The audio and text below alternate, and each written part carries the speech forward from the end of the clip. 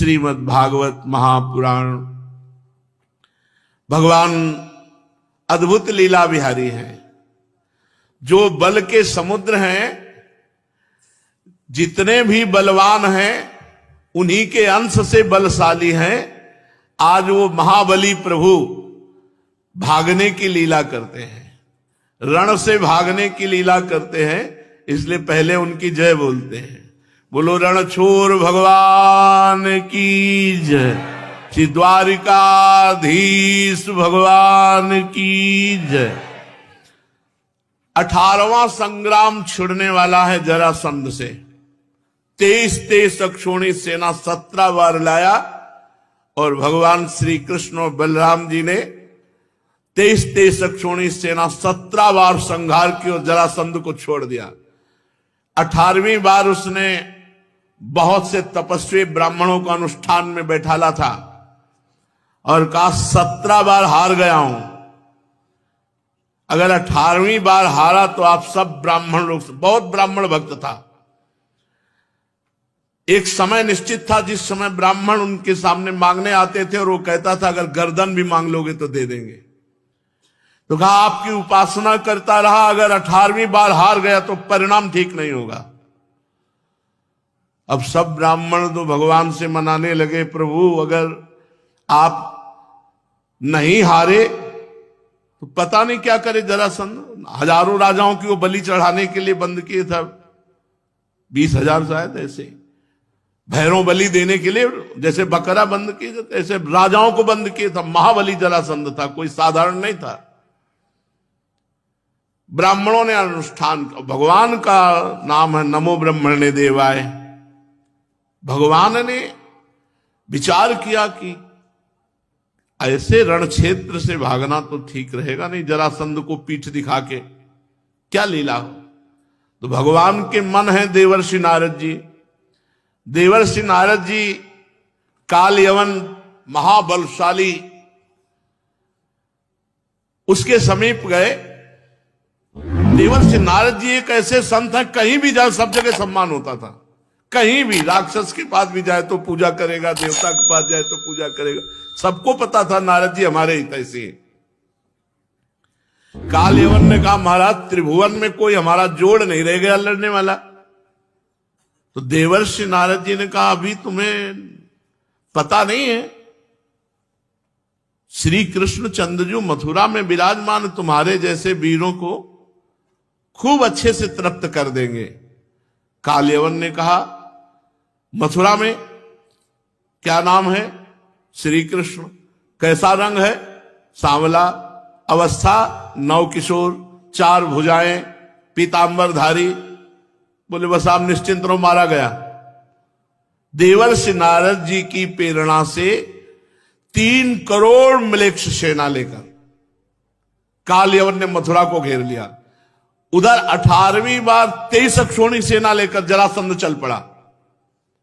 गुप्तचरों ने भगवान को सूचना दी जरासंध का 18वीं बार महासंग्राम होने वाला है। भगवान बलराम जी से कहा तो बड़ी समस्या हो गई। 3 करोड़ म्लेच्छों ने मथुरा को घेर लिया और 23 अक्षौणी सेना लेकर 18वीं बार जरासंध आ रहा है। अब तो जरा सी भी चूक हो जाने पर मथुरा वासियों को कष्ट हो सकता है।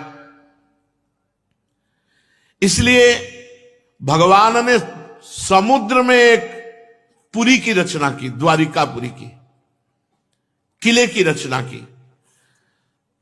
बलराम जी से सलाह की और बीच समुद्र के बीच में 48 कोस लंबाई और चौड़ाई ऐसे एक किले की 48 कोस, जिसमें संपूर्ण मथुरा वासियों को सुरक्षित रखा जा सके। आदेश किया विश्वकर्मा को। वो आए थोड़ी कि अब काम शुरू होगा, 1-2 साल में पूरा होगा। मिनटों में काम पूरा होने वाला। गली, महल, सभा भवन, सब सुंदर नगर की रचना, उद्यान, विचित्र उपवन, दिव्य दिव्य लताएं, सोने के ऊंचे शिखरों वाले महल जो आकाश से बात करते, स्फटिक मणि की सुंदर सुंदर चबूतरे, बहुत सुंदर निर्माण द्वारिकापुरी का विश्वकर्मा जी ने किया। उग्रसेन वसुदेव जी और समस्त अपने निज परिकर को भगवान श्री कृष्ण बलराम जी ने योग माया के द्वारा मथुरा से सीधे, आसपास तो 3 करोड़ म्लेच्छ लगे हुए हैं, सीधे द्वारिकापुरी में पहुंचा दिया। देवराज इंद्र ने पारिजात वृक्ष भेंट दिया जो द्वारिकापुरी में विराजमान। भगवान ने दिव्य सुधर्मा सभा की रचना की। वो सभा ऐसी की भूख प्यास बुढ़ापा, शरीर से पसीना निकलना, थकावट, ये सब कुछ नहीं हो सकती उस सभा में बैठने की। वरुण जी ने श्वेत घोड़े जिनका एक एक कान श्याम वर्ण का था, जिनकी चाल मन के समान तेज थी। धनपति कुबेर जी ने 8 निधियां भेज दी। भगवान की समस्त विभूतियां आकर के द्वारिकापुरी में एकत्रित होने लगी। सभी लोकपालों की भगवान श्री कृष्ण ने जो जो शक्तियां सिद्धियां दी थी वो सब भेंट की। भगवान श्री कृष्ण चंद्र जी की द्वारिकापुरी में सब निधियां सिद्धियां विराजमान हैं, लोकपालों की विभूतियां विराजमान हो गई।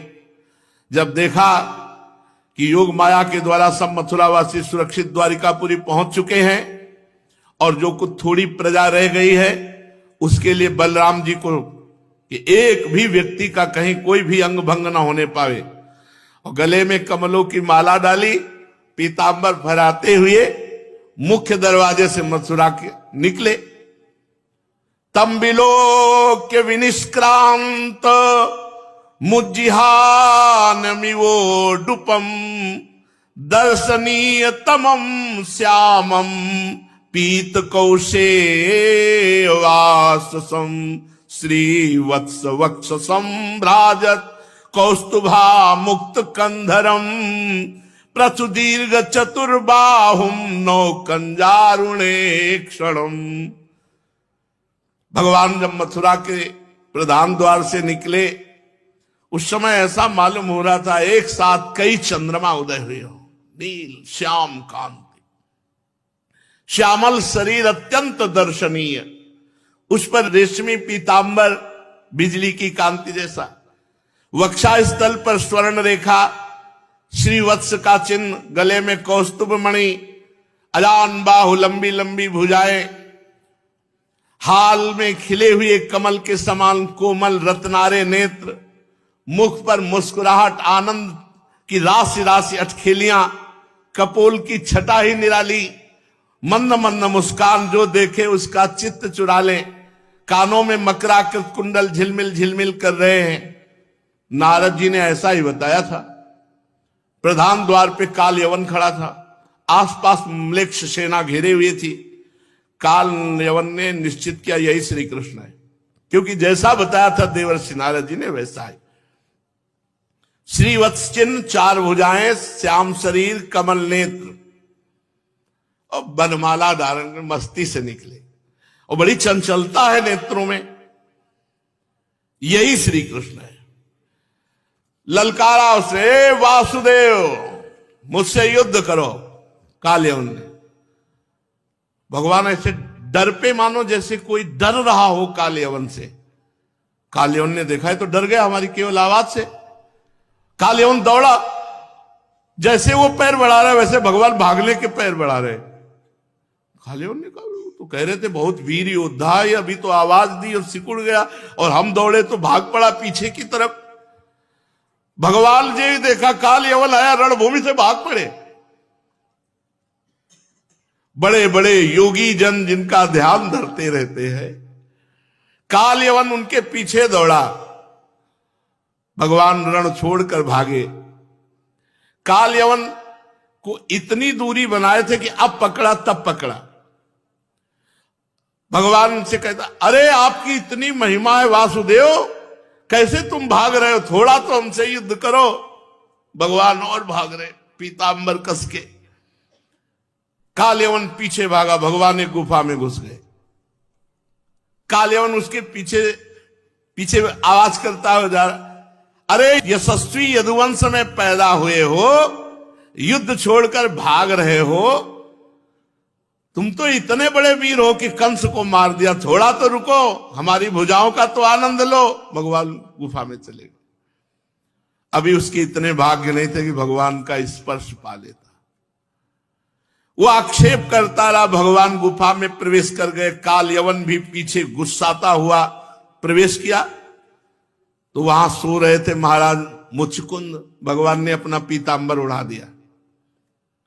कालयवन ने सोचा कि इतनी जल्दी सो गया, ये इतनी दूर तो मुझे भगा के लाया और यहां इस प्रकार सो रहा है मानो साधु बाबा कोई पहले से ध्यानस्थ सो रहा हो।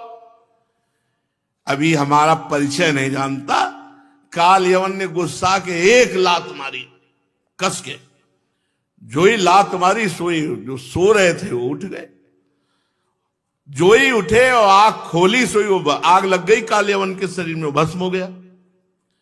देखते ही मुचकुंद महाराज के कालयवन के शरीर में आग लग गई, तत्काल भस्म हो गया।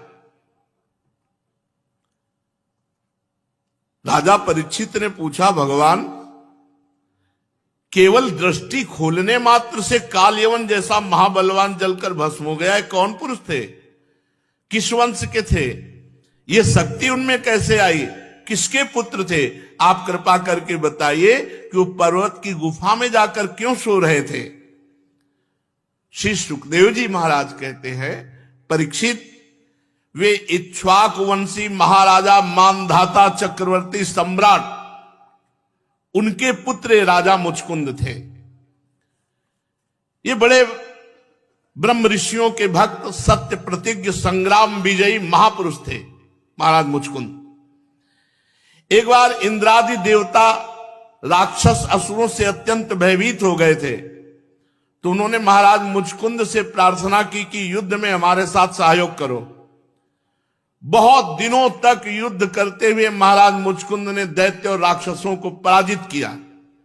स्वामी कार्तिकेय की सेनापति पद पर और मुचकुंद जी उनके सहयोगी। तो जब विजय हो गई तो समस्त देवताओं ने देखा कि बहुत युद्ध में श्रम किया है, आप वरदान मांग लो। आपने अपना राज्य और जीवन की आशा छोड़कर हमारे लिए युद्ध किया, इसलिए आप वरदान मांगो।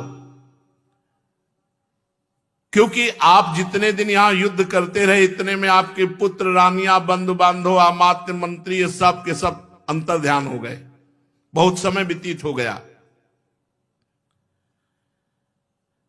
आपकी जो इच्छा हो हमसे मांग लो।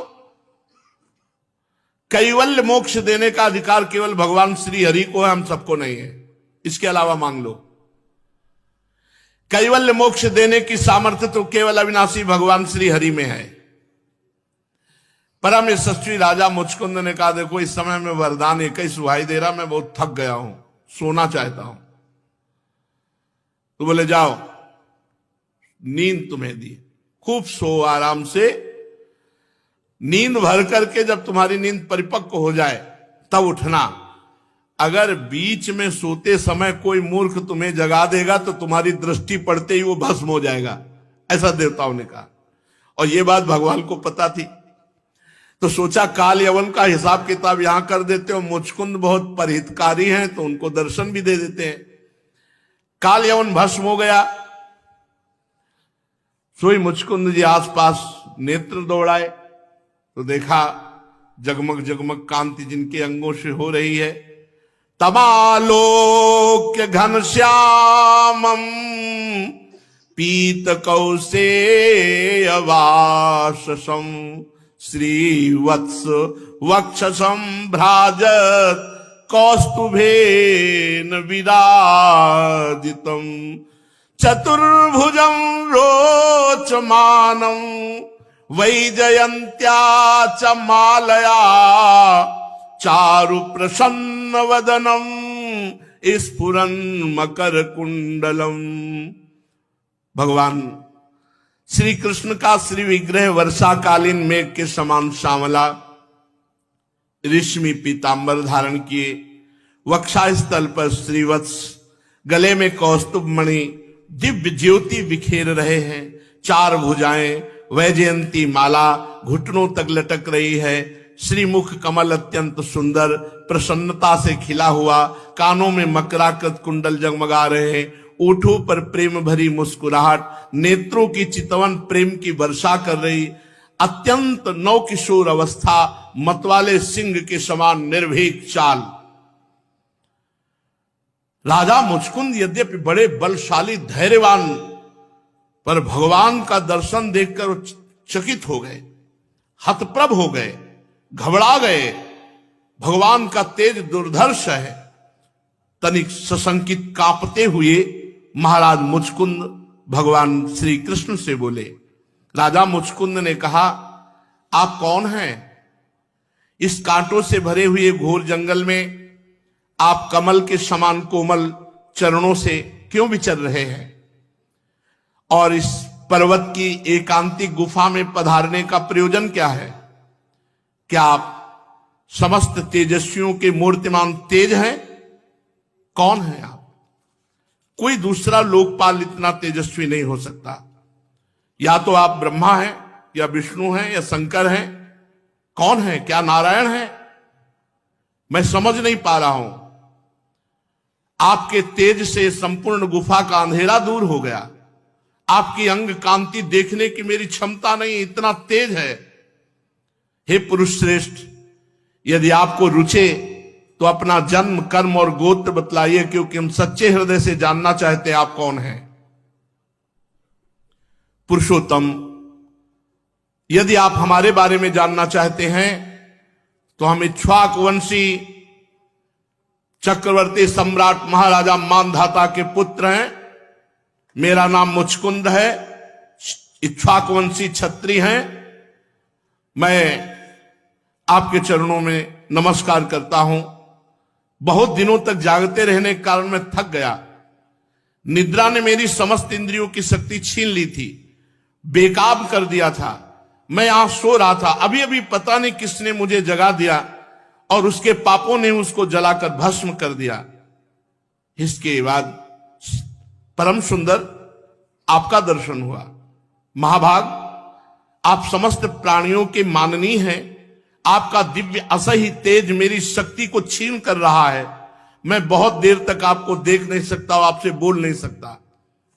जब राजा मुचकुंद ने इस प्रकार कहा, तब समस्त प्राणियों के जीवनदाता भगवान श्री कृष्ण हंसते हुए मेघ गंभीर वाणी में बोले, प्रिय मुचकुंद, मैं अपना परिचय क्या बताऊं?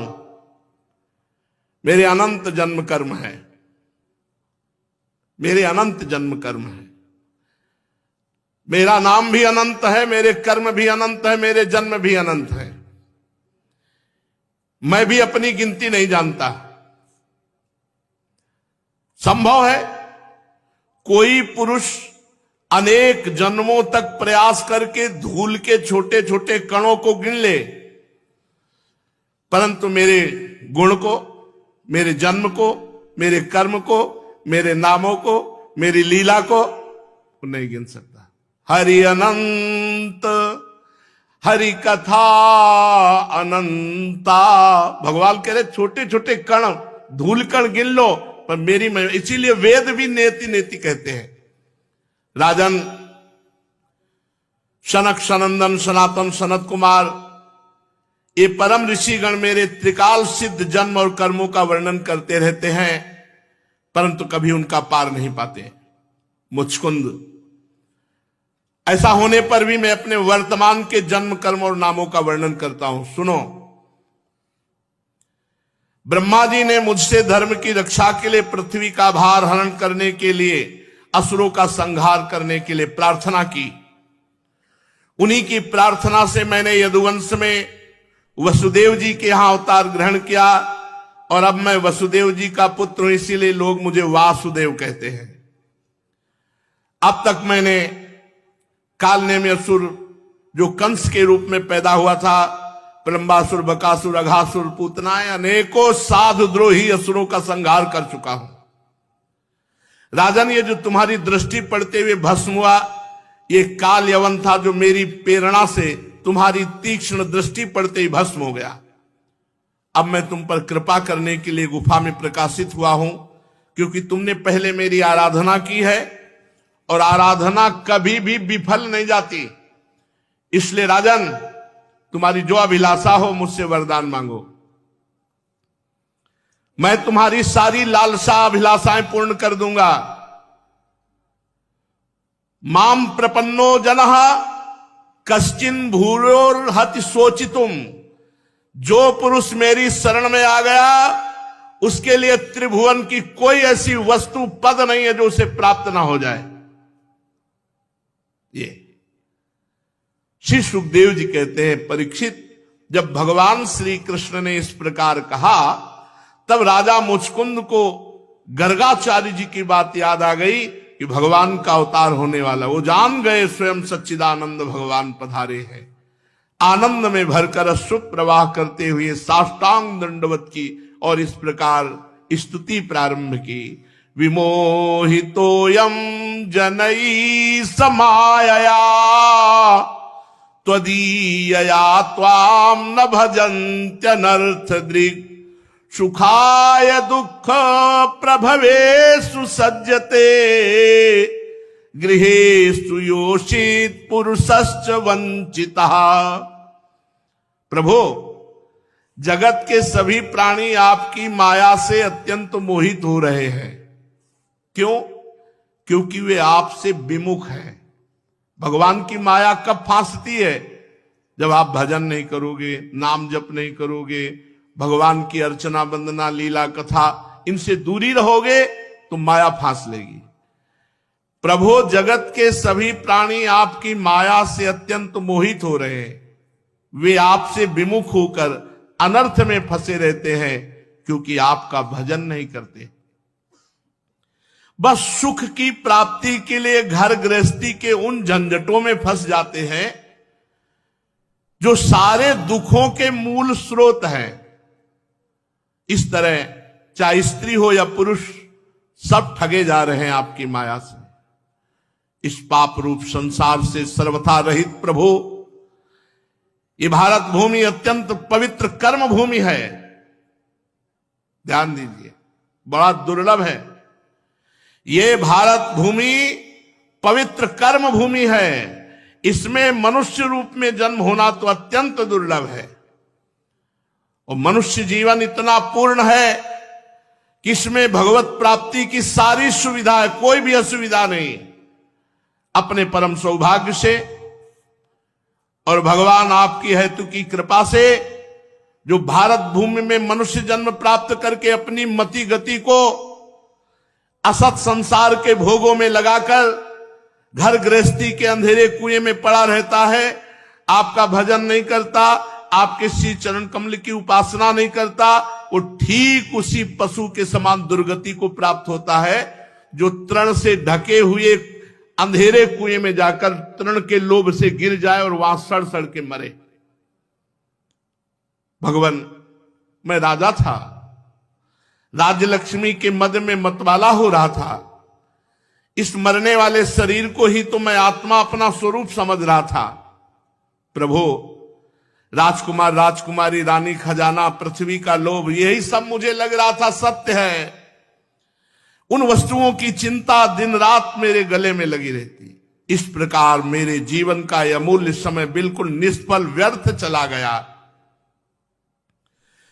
जो शरीर प्रत्यक्ष ही घड़े और भीत के समान मिट्टी का है, दृश्य होने के कारण उन्हीं के समान अपने से अलग भी है, उसी शरीर को मैंने अपनी आत्मा माना, अपना स्वरूप मान लिया। अपने को मान बैठा नरदेव। मैं मदांध हो गया, कुछ समझा नहीं। रथ, हाथी, घोड़े, पैदल, चतुरंगिनी सेना, सेनापतियों से घिरकर मैं पृथ्वी में इधर उधर घूमता रहा। ये करना चाहिए, ये नहीं करना चाहिए, विधि कर्तव्य कर्तव्यों की चिंता में पड़ करके एकमात्र भगवत भजन से विमुख रहा, असावधान हो गया। संसार में बांध रखने वाले विषयों के लिए दिन दूना रात चौगुना आशा बढ़ती चली गई। परंतु जैसे भूख के कारण जीभ लपलपाता हुआ सांप असावधान चूहे को दबोच लेता है, वैसे ही काल मृत्यु रूप दांतों से एकाएक प्रमादग्रस्त प्राणी को चबा डालता है, काल ग्रसित।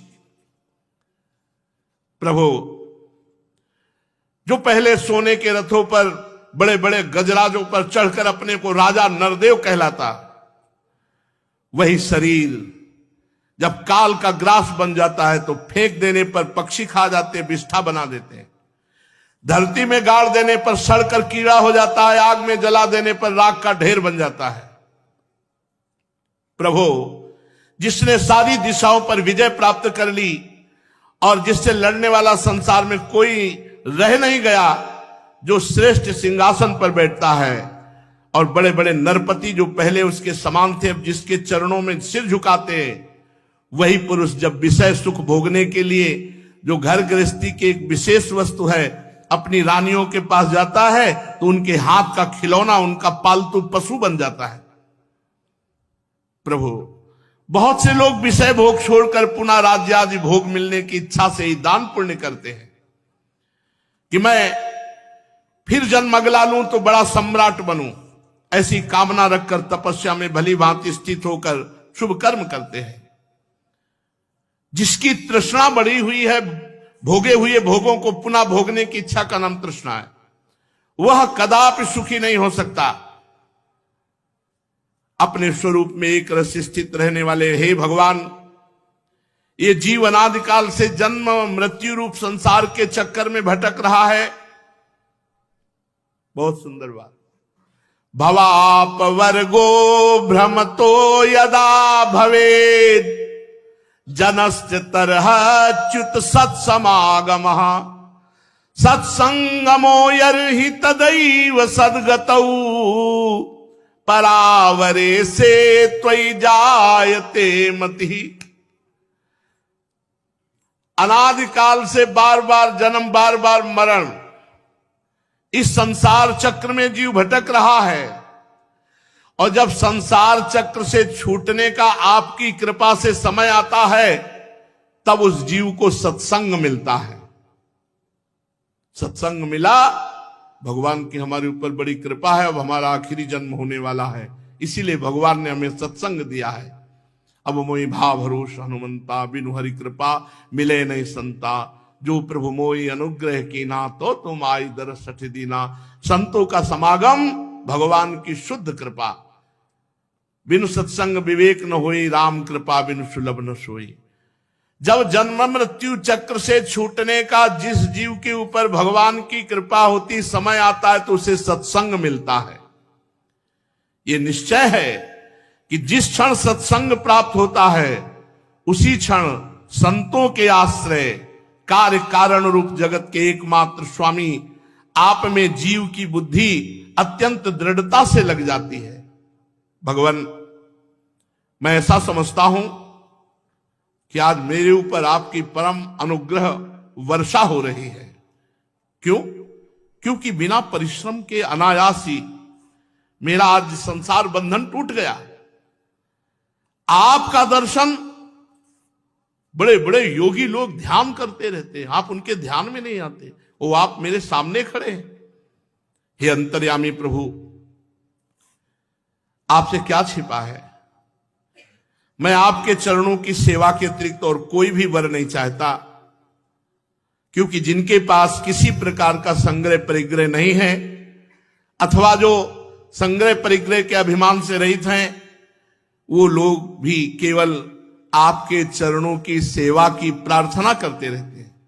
भगवान, भला बतलाइए तो सही, मोक्ष देने वाले आपकी आराधना करके ऐसा कौन श्रेष्ठ पुरुष होगा जो अपने को बांधने वाला सांसारिक सुख मांगे? नहीं चाहिए। इसलिए प्रभु, सतोगुण रजोगुण तमोगुण से संबंध रखने वाली समस्त कामनाओं को छोड़ करके केवल माया के लेस मात्र संबंध से रहित गुणातीत एक अद्वितीय चित स्वरूप परम पुरुष, हे श्री कृष्ण, मैं आपकी शरण में, मैं आपका शरणागत हूं। भगवान, मैं अनादिकाल से अपने कर्म फलों को भोगते भोगते अत्यंत आर्त हो रहा था। उनकी दुख की ज्वाला रात दिन मुझे जलाती रहती थी। मेरे 6 शत्रु काम क्रोध लोभ मोह मद मत्सर, ये 5 ज्ञानेंद्रियां, एक मन, ये कभी शांत नहीं हुए। इनकी विषयों की प्यास बढ़ती जा रही थी। कभी किसी प्रकार एक क्षण के लिए मुझे शांति नहीं मिली। हे वासुदेव, हे शरणदाता, अब मैं आपके भय, मृत्यु और शोक से रहित श्री चरण कमलों की शरण में आया हूं। सारे जगत के एकमात्र स्वामी परमात्मा, आप मुझ शरणागत की रक्षा कीजिए।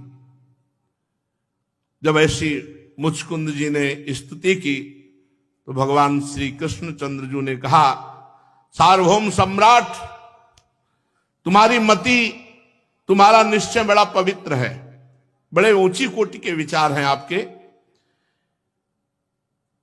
मैंने तुम्हें बार बार वर देने का प्रलोभन दिया, फिर भी तुम्हारी बुद्धि कामनाओं के अधीन नहीं हुई और मेरी चरण सेवा की बात की। मैंने तुम्हें जो वर देने का प्रलोभन दिया वो केवल तुम्हारी सावधानी की परीक्षा के लिए। मेरे जो अनन्य भक्त होते हैं उनकी बुद्धि कभी कामनाओं से इधर उधर नहीं भटकती। जो लोग मेरे भक्त नहीं होते, वो चाहे प्राणायाम आदि के द्वारा अपने मन को वश में करने का कितना ही प्रयत्न क्यों न करें, उनकी वासनाएं क्षीण नहीं होती। राजन, उनका मन फिर विषयों के लिए मचल पड़ता है। आज से तुम अपने मन और सारे मनोभावों को मुझे समर्पित कर दो, मुझ में लगा दो और स्वच्छंद रूप से पृथ्वी पर विचरण करो। मुझ में तुम्हारी विषय वासना शून्य निर्मल भक्ति सदा बनी रहेगी। तुम्हें एक जन्म और लेना पड़ेगा अभी, मुचकुंद जी से कहा, क्योंकि तुमने क्षत्रिय धर्म का आचरण करते हुए बहुत से पशुओं का शिकार किया है और युद्ध आदि में बहुत से सैनिकों को मारा है। अब एकाग्र चित्त से मेरी उपासना करते हुए तपस्या के द्वारा उस पाप को धो डालो। अगले जन्म में तुम ब्राह्मण कुल में जन्म लोगे, नरसिंह मेहता के रूप में, और समस्त प्राणियों के सच्चे हितैषी परम सुहृद हमारे विशुद्ध भक्त बनोगे। उस समय तुम्हें हमारी प्राप्ति हो जाए। 52 बार भगवत साक्षात्कार हुआ नरसिंह मेहता जी को। 52 बार भगवान बार बार प्रकट हुए उनके यहां। तो यही मुचकुंद जी को भगवान ने आदेश किया, देखो ये तो बहाना है कि तुमने शिकार किया, तुमने एक जन्म में भगवान, ये तो अपने महापुरुषों को प्रकट करके जगत पावन करने के लिए भगवान ने बात कही कि तुम्हारा अगला जन्म होगा। नहीं तो अजामिल वैश्यागामी इतना पाप, लाखों पशुओं की हिंसा की होगी उसने। हिंसा करके ही तो भक्तमाल जी में आता है चरित्र की, जब संत जन मंडली उसके दरवाजे पे थे तो एक दो मृग मारे हुए ला रहा था, तो क्या पुत्र के बहाने नारायण कहा तो क्या अगला जन्म हुआ, क्या सीधे परम पद मिला।